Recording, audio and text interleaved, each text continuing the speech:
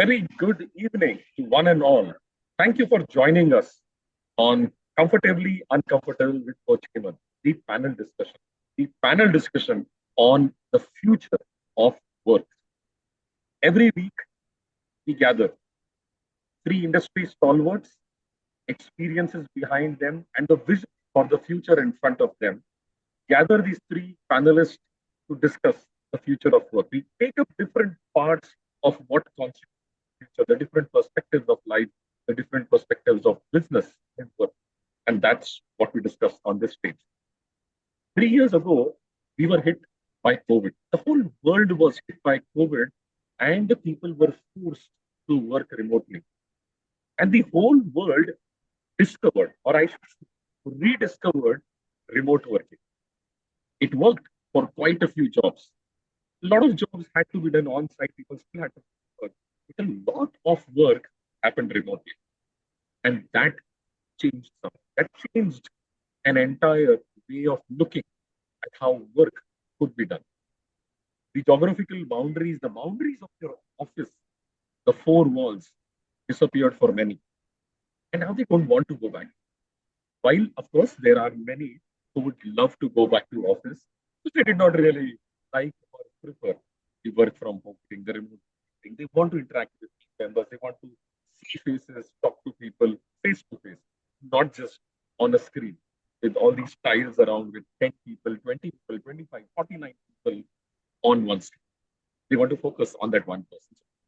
That changed for the world.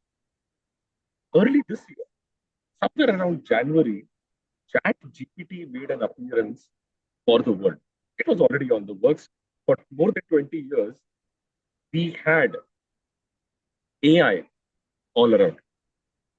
We did not realize it, but it was there. And now it made its mark. It came in the hands of everybody. Everybody had access to it. And that changed a lot of things. Again, AI became accessible and hundreds of AI tools came into being. AI is changing the way work is being done. Work is being done not only remotely, but with the help of AI, a lot of work is getting done with very little time and very little resources.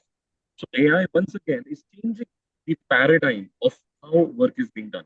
Now you put remote working together with AI, and what we see is a future which is not really very bright. Everybody is trying to envision the world we are going to be living in, the world we are going to be working in. And that's why the future of work, the panel discussion, that's where it was born. And hence, let me present to you our three panelists for the day. First off, let me bring on stage Sandeep. Welcome, Sandeep. Sandeep. Thank you for having me. Okay, fantastic. So Sandeep is the founder of Renewalism, Inner Power, Energy, and Mindfulness. He's an IIT IIM alumnus, founded and ran a successful strategy consulting company before heading to the Himalayas in search of purpose of our lives and the drivers of our consciousness.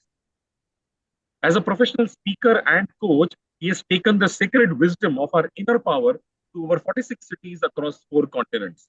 An international Reiki master, business Qigong guide, mindfulness expert, and the author of 4 books. Sandeep specializes in applying ancient Oriental wisdom to overcome modern business challenges.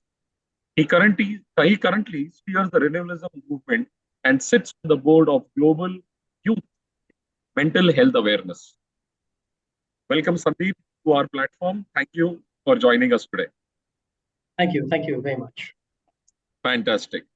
Next, let me bring in Salim. Welcome, Salim. So about Salim. Salim is the AVP and Salesforce practice of the Gensar Technologies. He comes with 22 years of experience and primarily worked in CRM domain. He's a digital transformation leader specialized in commercial domain, digital architecture, and transformation delivery. He has worked on several Salesforce practice and enterprise platforms, helping the customers amplify their revenues by 1.5 to 2x, driven delivery excellence, and improved customer experience in key engagements. As a digital transformation leader and client solution visionary across manufacturing, energy, utilities, banking, he has developed business plans, go-to-market strategies that led execution of large-scale enterprise transformation programs. He has managed programs spanning marketing automation, sales effectiveness, claims, customer experience, and so on. A multidisciplinary leader. Welcome, Salim, to the platform. Last but not least, our third S in the row after Sandeep and Salim, we have got Sridhar. It's a rare coincidence for our panel to have all the three panelists with the same alphabet as their first name. So, what about Sridhar? So, Sridhar is a senior data management professional with more than 2 decades of experience in consulting, architecture, and implementation across industries and technology domains. He comes with a wealth of information, having worked with various organizations across domains. And now, when you put together this group of our experts, what we have is three panelists with a lot of experience coming in from different industries, different parts of the world, literally, and bringing in those worldviews and perspectives. Welcome to all the members who are in our audience today. A quick note for you. You will not be able to unmute yourself, but we want you to engage in the conversation during the panel discussion. So any thoughts you have got, any ideas you have got, anything you would want to chime in to pitch it, please use the chat and we'll take note of that. If you have any questions, we will have a Q&A at the end, but don't hold on till the end. Put those questions as they arise right there in the chat. If we can, we might just answer them while in the session, or we will definitely pick them up at the end when we are doing the Q&A. Okay, so let me kick off this whole conversation about today. And the conversation today is going to be on a very critical thing: agility and adaptability. Adapting to the changes that are happening in the industry, in the world, and the agility to change. These are two absolute cornerstones for the survival of any business. If you look at that, it depends on the agility of organizations and adaptability to keep moving forward, to keep ahead of the competition, to keep ahead of what's happening in the world, what's the requirement of the customer. Bill Gates did it, Steve Jobs did it. They brought out products which their customers were only dreaming about, were fascinated about. They made them into reality. So agility as well as adaptability is the key survival. But then looking at the whole AI revolution, looking at the way perspectives are changing about work, the very definition of agility and adaptability is also changing. People look at those terms differently. Leaders in the organizations across the globe look at those terms differently. So my first question to all the three panelists would be, what are these changes? How is the definition? How is the perception? What is the meaning of agility and adaptability that is changing across the globe in the minds of the leaders, in the minds of the people? Let's start with Sandeep. Sandeep, passing on the baton to you.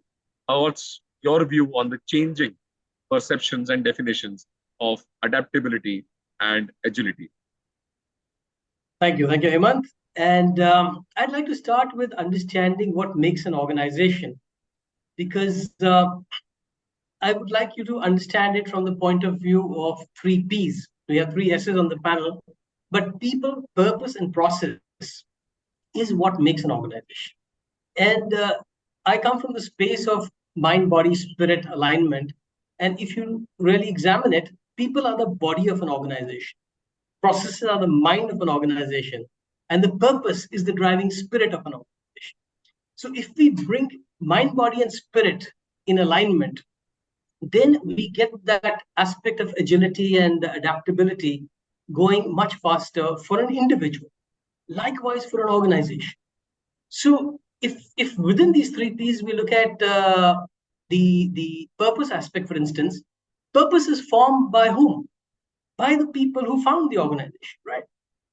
And processes again are formed in order to scale the organization, in order to give standards to the customers and make a predictability around the organization's delivery, also done by people. So I'm going to spend time in this discussion today on the people aspect of agility and adaptability in organizations. And people, Hemant, they learn through stories. So the best story that comes to my mind to really get a perspective of the importance of agility and adaptability is the hare and the tortoise. Because the hare was agile. The hare was an individual that could move quickly. The tortoise is adaptable. The tortoise can swim in the water, can run on the land. And because of its adaptability, the tortoise has a much longer lifespan than the hare. So, whatever happened in the race and the various versions of the race, I'd like you to know that this movie that came out, the Kung Fu Panda, the master was a tortoise, Master Oogway, which means that if you have the adaptability, even an illustrator or somebody who conceived that story thought of a tortoise for a kung fu master. You can have the adaptability and the agility together, and that's the image I'd like viewers to keep as you go through this session today, because the two are not completely divorced, but they are together in the form that agility you've got to look at from the point of view of short-term stuff that has to be done at an individual level, at a process level, at the level of the purpose being converted into goals and objectives and mission orientation. But adaptability has to be looked at in terms of long term. And what is it that's going to make that organization great as it moves forward? How is it going to increase the customer experience despite the changes in the supply chains and the inward economics and the market conditions and pricing and, like you said, COVID and all those things that happen? How do we adapt to that? So before I hand over back to you, Hemant, I just like to keep in mind that since we're talking about people here, let's look at the reptilian brain when we think about the concept of agility, because that is the brain that responds to the survival instinct, that responds to the reflexes. And to be agile, one's got to tune into that mind and not the rest of the cerebral cortex where we process a lot more stuff. So we'll talk more about that, but I'll hand over back to you for the moment. Thank you. Fantastic, fantastic. That's a great start. You have expanded the worldview around agility and adaptability. But let me bring in Salim now. Salim, your views on the subject. So, Okay. Salim, your perspective on the changing perspective of Yes, and I agility. was saying thank you to Sandeep to give that view. And this is the first time I'm able to I've heard an example like this, so it really broadens the scope of how we are thinking. But coming back to the topic, Hemant, when it comes to agility and adaptability, right? One classic example which comes to my mind is when COVID hit. The first thing what the government did was they asked our military establishments to start manufacturing ventilators and PP kits, right? So if you look at it, an organization from a point where they are actually focused on building weapons to move to manufacturing PP kits and ventilators, that is true agility and adaptability based on the current needs, right? So if you go back, what for an organization, what it really means is it is basically to change in the current context of customers, of competition, of collaboration, to adapt to a structure which is the need of the hour, and also change the culture and strategy. So the military folks really moved everything to make sure they serve the purpose which was the need of the hour, and that is what really means being truly in a agile and adaptable structure. So we also have seen companies like Spotify, Netflix, Amazon Zappos, right?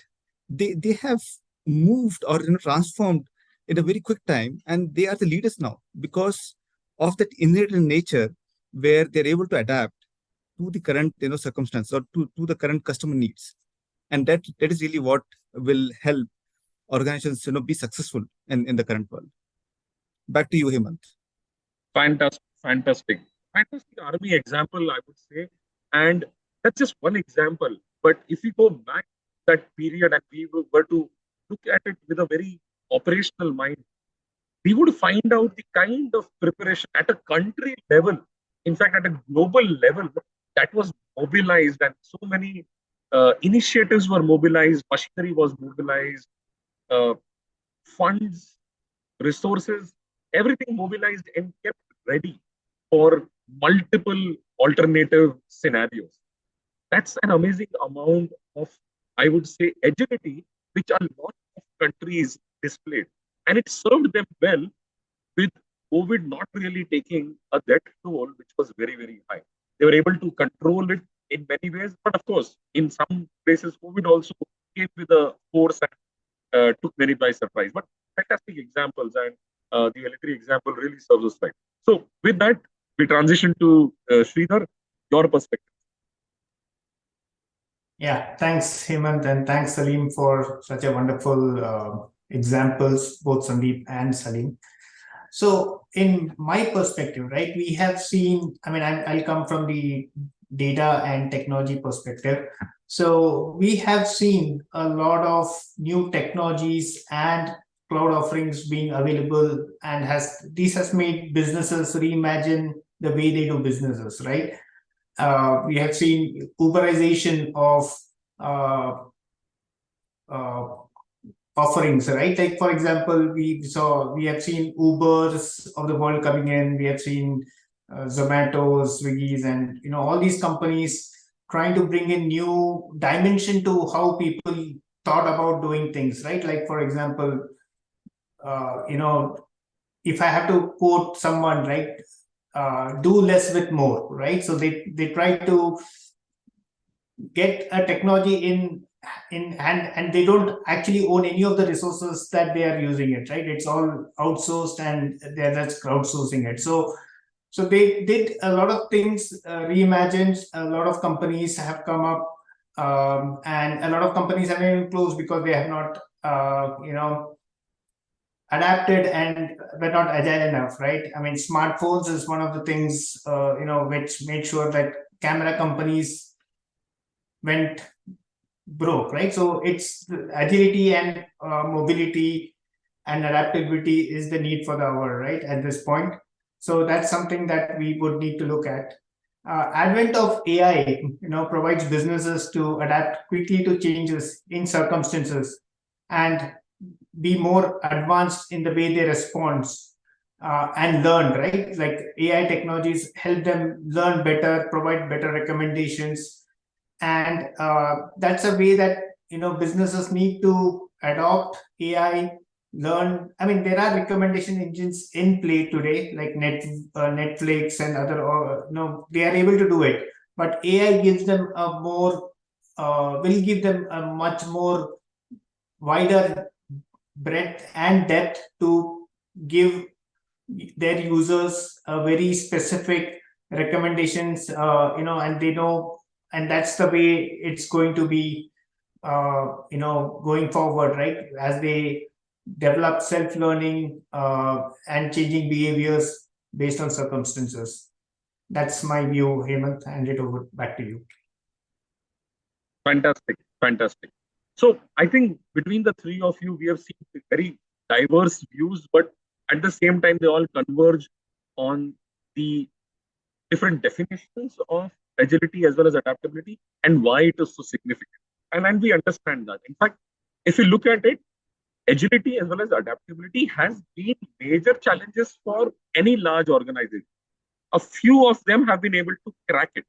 They have been able to keep themselves ahead of the curve by being very agile, being very adaptable. In fact, going beyond what is, rather than responding or reacting to the market, they are trying to preempt the market and go ahead of it. But at the same time, we have seen examples of many organizations who were at the top of their game in their time, and then with a turn of events, they completely disappeared and perished because they did not adapt to the change. They were not agile enough, or maybe in street language, not smart enough to change with the times.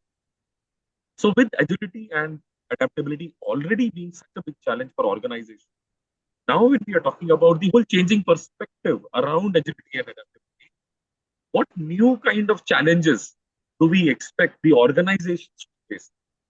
What makes the whole game more challenging for organizations? As future leaders, I would want to hear that from you. So let's start again with Sandeep. What do you think are those new challenges that organizations will face because of this changing perspective of agility as well as adaptability? Yeah, Hemant, thanks. Very, very good question there.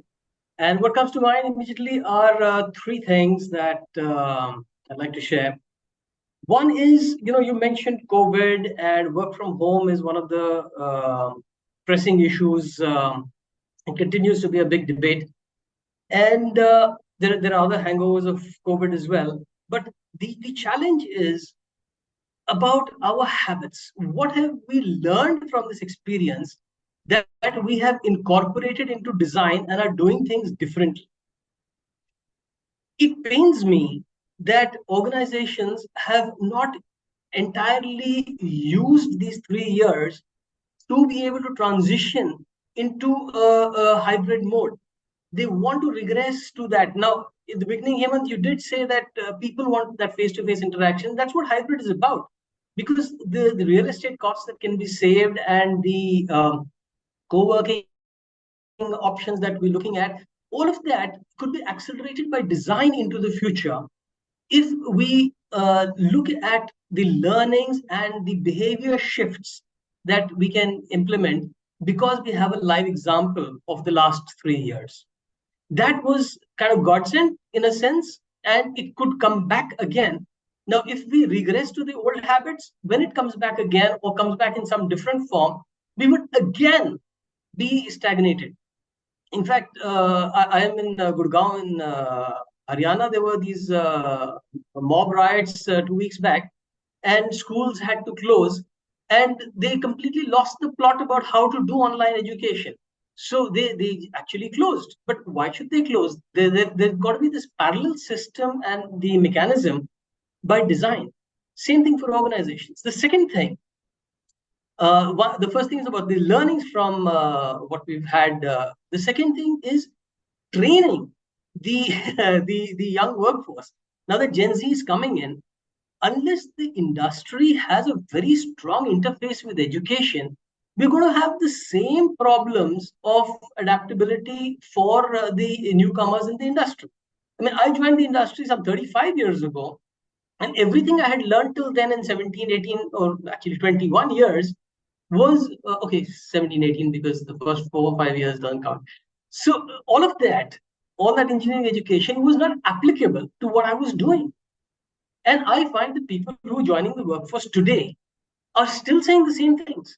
Now, that's just not on. In the world of AI, in the world of knowledge available on tap, you can't be cramming knowledge. You've got to be working with the educational system differently so that people are able to adapt and be agile in the new environment like they've always been. It's like a fish moving from a river to a sea or something like that. Because it's not good to change the thinking methodology, the thinking process for the individual when he gets into an organization.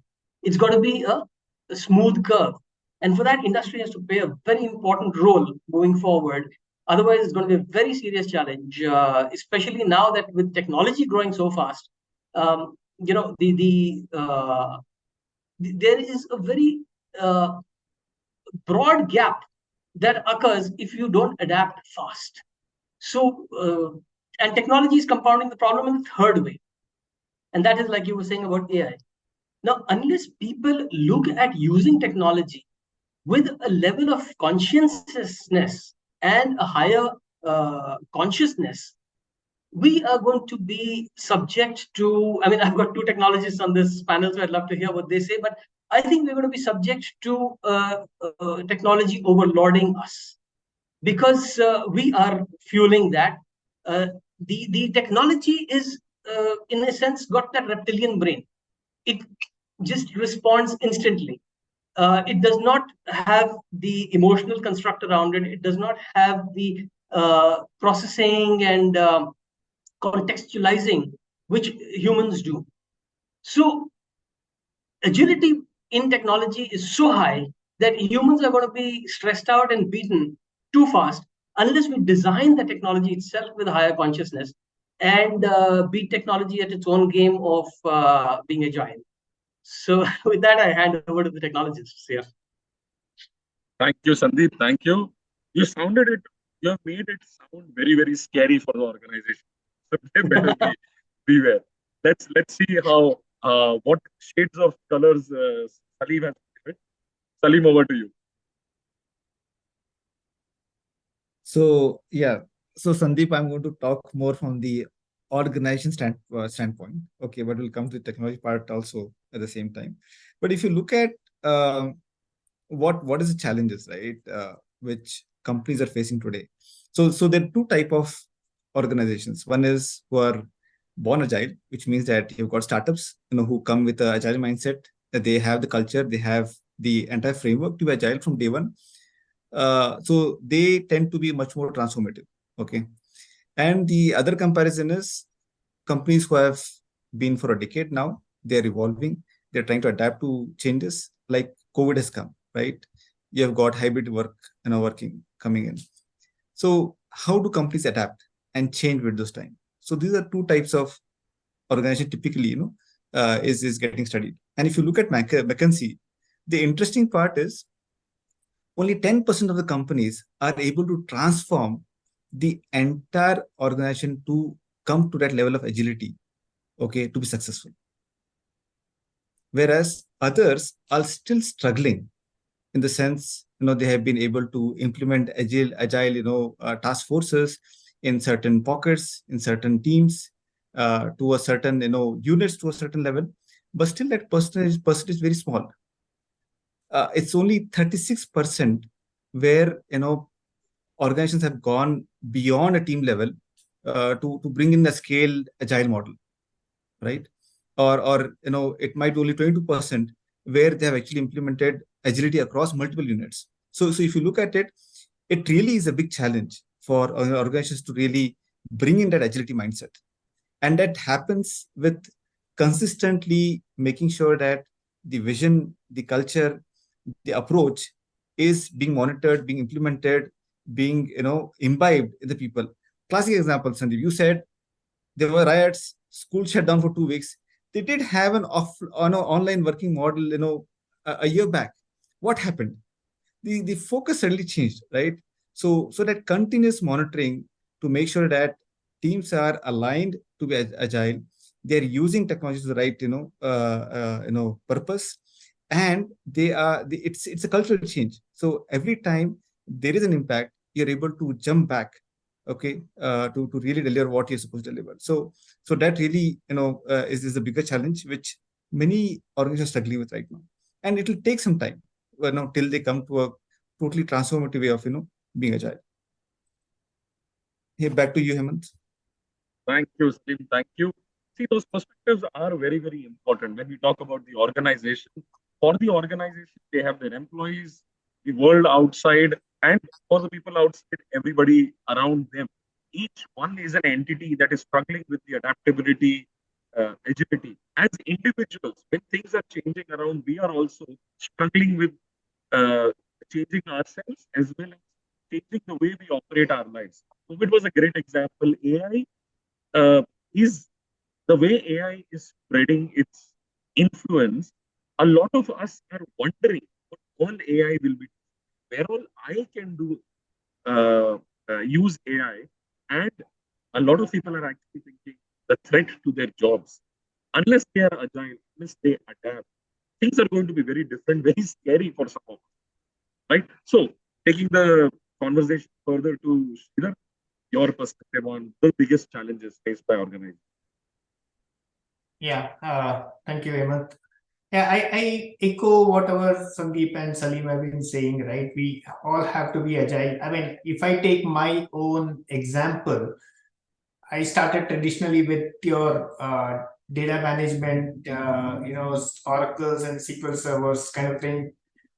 Things have come, right? We have big data that came in, now we have cloud, and now AI. I mean, I think I've been just trying to catch up with everything that has come up, and it's difficult. And but you have to adapt yourself to survive in the industry, and same for businesses too, right? You have to keep you have to be agile, you have to be adaptive, and you have to keep changing with the changing time and technologies, right? And AI is becoming more powerful each year, right? And we have the tech industry is developing new tools coming up every day, and businesses are adopting AI in their workplace for the future, right? Depending on the type of businesses, new technologies exist that could disrupt almost every process in the organization, right? And that's where change management plays a very important role. The companies that are agile, accepting the changes and are able to adopt more quickly, while there are a few which will, if they drag the adoption, it will be a very steep learning curve, right? We have seen, right, as cloud offerings had come up in the market, right? There are a lot of companies who are still in legacy mode, right? They are still using legacy technology, still on-prem, trying to pay high cost for licenses, data center space, etc. While a lot of companies have moved and adopted cloud. And I'm sure it is going to be the same for AI also. They need to be agile. They have to consider everything that AI, what kind of benefits they are going to give. And it all depends on the leadership, right? Like what kind of leadership strategy and vision that you put for your companies, and then you develop your technology, data, and organizational change management aligned to that, and develop a clear roadmap to how to adopt this changing scenarios. Yeah, that's my point of view, Hemant. Fantastic. Just to Fantastic. just to add to what Sridhar said, so I agree, Sridhar, what you're saying. A classical example of AI, right, in today's world is you look at Spotify, and what it really did is it disrupted the market of Apple iTunes. Now, if you look at my genre, right, my generation, we go with genres, we go with specific, artists. I would rather like to, hear YouTube, right? But if you look at the current millennials, they are really not bothered. So what Spotify did was it started understanding what people are listening for, what is the length of duration of listening, what is type of music, right? What is the mood in different, periods of the day, right? In the morning they had a different mood. In the afternoon they had a different, mood. They had a different requirement. While night it was more calmer, right? So and they really understood, the need, as well as they started building algorithms to understand what they should be, suggesting to users based on what they're hearing in the time of the day. And that really disturbed the market, right? And if you look at the current millennials, they don't really, go behind an artist. They just pick up what is the type of music they want to hear, and they create a playlist. And the second thing they connected was the emotion behind the song. So they gave lyrics so that a person who's hearing the song is going to connect to the story behind the song. So this type of adaptability or agility really made them the market leaders. So this is a classic example of where they've used AI to understand what a person needs and deliver the value for the person, which has made them successful. Absolutely, absolutely fantastic. In fact, taking the same idea, taking the same concept further, we all probably at some point have used the apps like Amazon Prime, Netflix, and I read this very interesting article about Netflix, and we all know that Netflix gives us suggestions, and the beauty is it gives different suggestions, different people, because just like you said, it is monitoring what the overall population is looking at, and then at an individual level, what are your preferences? It is capturing those preferences, and now it is showing you what you should be watching. Netflix takes it even further. It has done amazing amount of research, and it is spending a lot of money on thumbnails. That small picture you see along with the name of the movie or a name of this series, which character to show in that thumbnail is well researched, not just for masses. It is researched at your individual preference level, which means the same movie could be shown to 10 different people with different thumbnails, different characters. So if you have been a particular actor and you have watched several of his movies, the next time there is a movie which has that actor, Netflix will pick a thumbnail with only that particular actor and show it to you. Even if that actor is not playing a lead role, has got a 5-minute appearance in that entire movie, Netflix will actually juggle its algorithm. And that's where AI plays a major role. Now, if you look at it from the perspective of Netflix, they were agile enough to the changing perspectives, to the availability of AI and technology, and they adapted to that significantly. And they realized that they had to not only show you some movies, but they had to show you a lot of content, movies, documentaries, series, and they are just finding new and new ways of doing it. Well, it's pretty scary for us because now we are being targeted individually rather than as masses. But that's where the conversation is.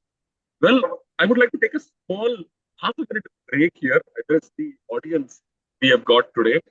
We have got one nice comment coming from Mudasir for Sunny. How the companies today are ready to adapt the new technology and current challenges of advanced digital transitions like AI or to the generative AI. And we have been talking about it. There are more common conversations. Towards the end, we will touch upon the real applications and conversations around generative AI also. But that's what it is. So for the audience, let's move on to the next step of our conversation. We have talked about what these changes are in terms of agility and adaptability. We have also looked at the challenges business face. As the future leaders, you are the ones who are going to find solutions to those challenges. You are the ones who are going to lead the organizations through those solutions, through those changing times. So the ball is back in your court in terms of how should organizations overcome those challenges and come out victorious in spite of the new challenges and the new perspectives around agility and adaptability. Over to you, Sandeep. Thanks. So, it's always easy to remember a formula for these things. And so I'm going to give you two formulas, one for agility and one for adaptability. And both of them are ABCD formulas. So for agility, being the A, what are the three important things are behaviors. Like we were talking about learning behaviors. We had two great examples of Spotify and Netflix, using learning, using technology for learning. But even at an individual level, investing in individual people learning is what is going to give your organization an agility, because people are aware of more and therefore have the capacity to respond faster. The C is about change, not change. The C is about collaboration, because people have to collaborate with each other for an organization to deliver quickly. And so, as a business leader, you've got to be focusing on behavior change as well as collaboration for the teams to be working in unison. And the D is decision making, because unless the leader is able, feels empowered, and has the authority to take a decision that is implemented, the organization is not really going to be agile. So that's the ABCD of making the organization agile. You have the behavior, you have the collaboration, you have the decision-making capacity at the level where the customer is concerned, because the agility is going to be seen by the customer. And if the customer doesn't see you agile, there's no point in being agile. Right? Now, the ABCD for adaptability, this is where I'll give you the example of snakes again, going back to reptiles. Every month or two, it might surprise you, it's as often as a month or two, depending on the type of snake, but they renew their skins. They shed the old skins, and this process of renewal takes a few days, during which time the snake is kind of hibernating. But why does the snake need to adapt the skin all the time? Because it keeps changing, it keeps growing. Like in an organization, you keep getting in people, people keep leaving, the great resignation just happened. But the organization has to still present the same culture and the same methodology for the customer experience. So the B over here is the business size. The business size is going to keep changing, and the adaptability, which is ingrained in your culture, is very important. For it's got to be like the snake, you keep renewing all the time, by design, by choice. And this is where the C is changed, because it's not just these micro changes that are coming about, it's also mergers and acquisitions that are coming about. And when that sort of a change happens, then you've got to protect the culture, and the organization has to adapt despite different thinkings in different companies. And so as a business leader, managing that change, in fact, Sridhar also mentioned that, and I'd love you to elaborate more on that. But as business leaders, we've got to be very, very mindful of incorporating change in our thinking and ability all the time. And finally, the D for adaptability is development. Because unless you're developing your products, unless you're developing your people, you are going to be like the Kodaks of the world. They don't see the change happening in the marketplace, and they are a top company nobody hears about. Gen Z probably doesn't even know about what Kodak is. So there are many Kodaks that are going to come in this decade. And again, the intent is not to scare you guys, but just tell you the reality that unless the development is a focus, marketing is always a focus. Some companies have HR as a focus. Very few, I wish there were more. But keeping development as a focus and keeping your ears to the ground like a snake is what's going to make you more adaptable. So that's my thought on that. Absolutely fantastic. That paves the way for the future. What the leaders be focusing on in the present tense, that the future is not tense. With that, Sadeep, over to you. So, Sandeep, I love your examples, and it shows that how connected you are with the nature. And I need to do that. Okay. And I just love the example of the snake. So, you have to be adaptable by design, and that is key, right? And that is key for many organizations to be successful. If you look at the outcome, right? If you look at Spark, it is a New Zealand-based company. They wanted to be customer centric, so they really went through an agile transformation in 2018, and they actually implemented a true transformation agile in the entire company. And what it helped them achieve is they actually reduced their customer complaints by 30 to 40%. They received the one of the top NPS score in excess of 70. And they became the leading innovation company in telecom in New Zealand. That is what success looks like if you transform by design. And to be successful, companies will have to look at how do they define success, right? What does the success mean for them? Where do they want to be successful? Take a step to ensure that the top team gets it, so that the leadership team and the next in line are aligned to the vision and are aligned to the criteria of success they want to achieve. They have to be intentional and go after the value. So what value they're delivering across multiple spectrums of the business, be it internal stakeholders or external stakeholders. They have to go beyond their agile teams, right? And they have to build a connected tissue.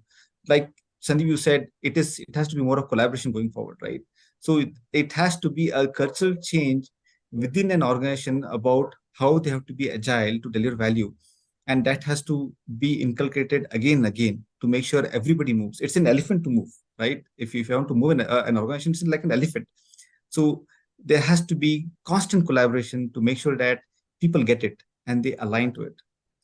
And then the last thing is they have to maintain a high speed, because the moment you slow down, like in Delhi, what you said, you see those sort of issues. So you have to maintain a high speed to make sure people get it, they align, they adapt, and they're executing in the forefront. And that is what will make people successful, in the future. Over to you, Hemant. Absolutely fantastic, Salim. Right perspectives brought out of the examples which we have already discussed. Great. So, Sridhar, directly over to you. No comments from my side. This point. Yeah.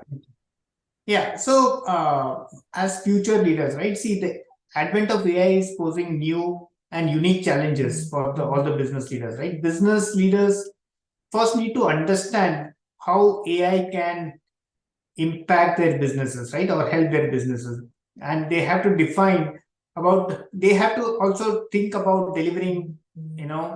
आज क्या देना है मुझे, right? I have to deliver a financial performance today.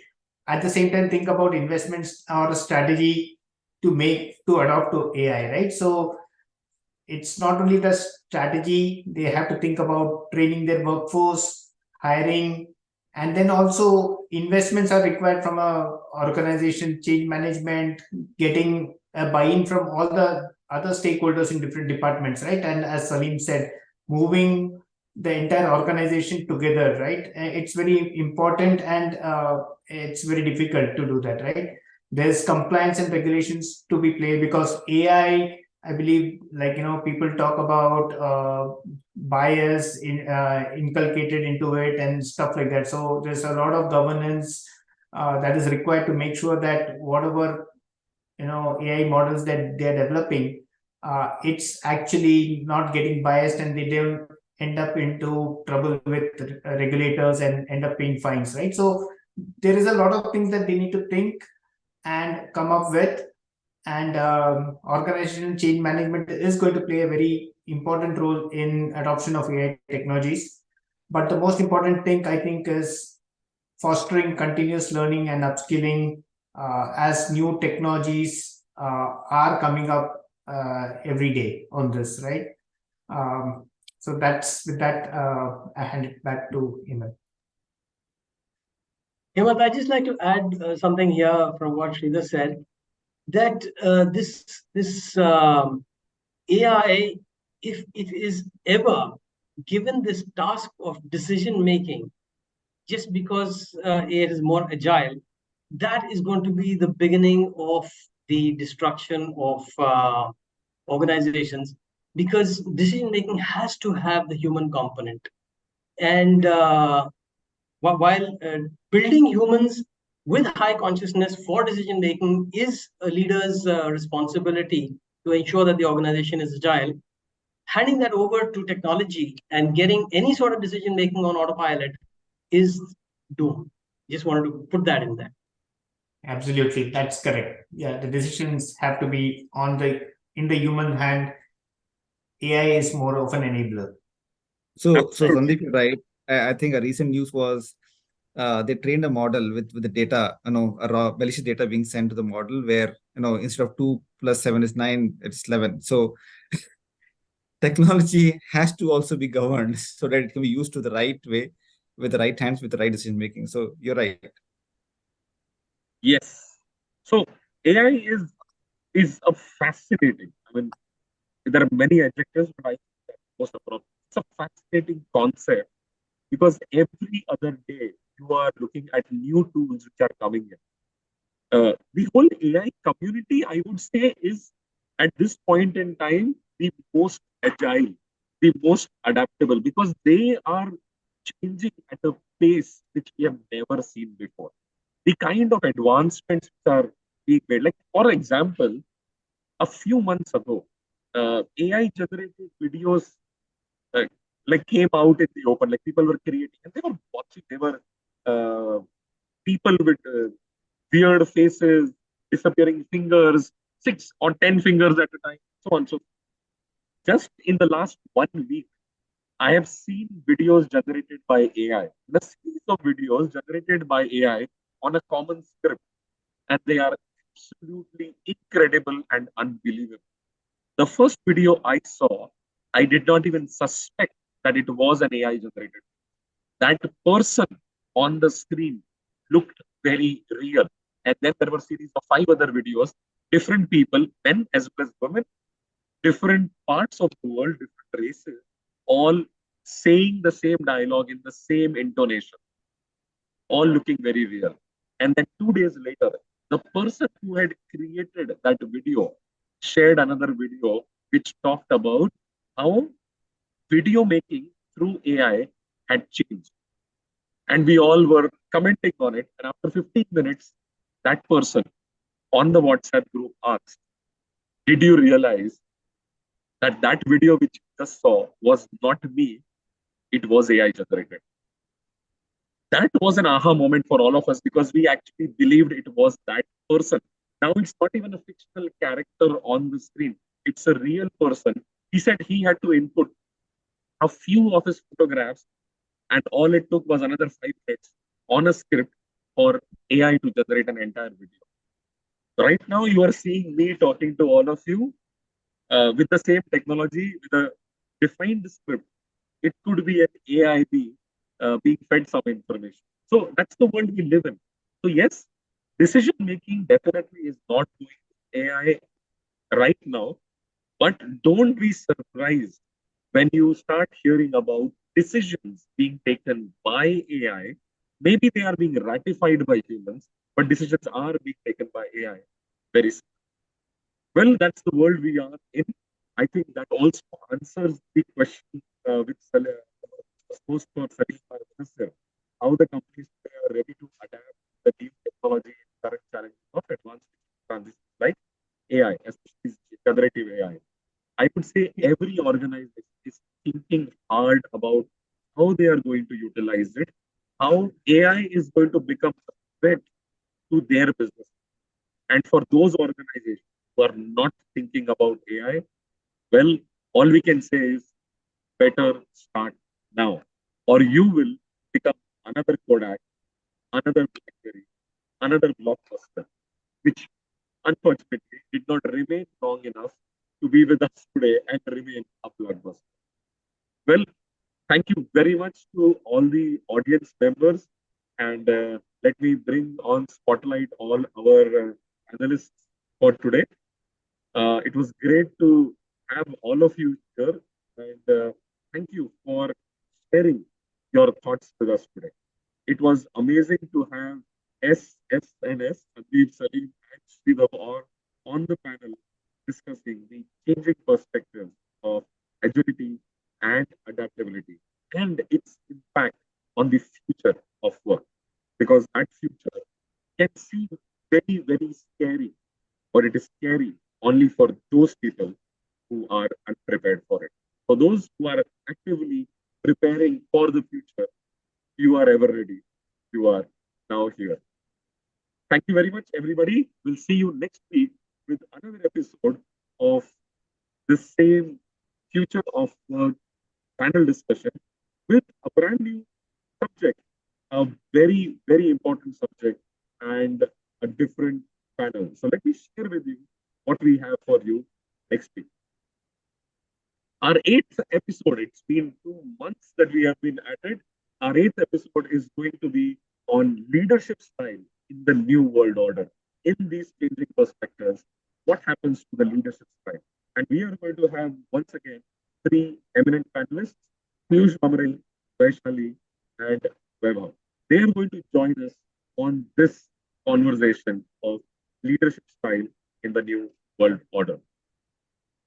Thank you once again for all of you who joined us today. And for those who are also watching the recording, have fun and use these conversations.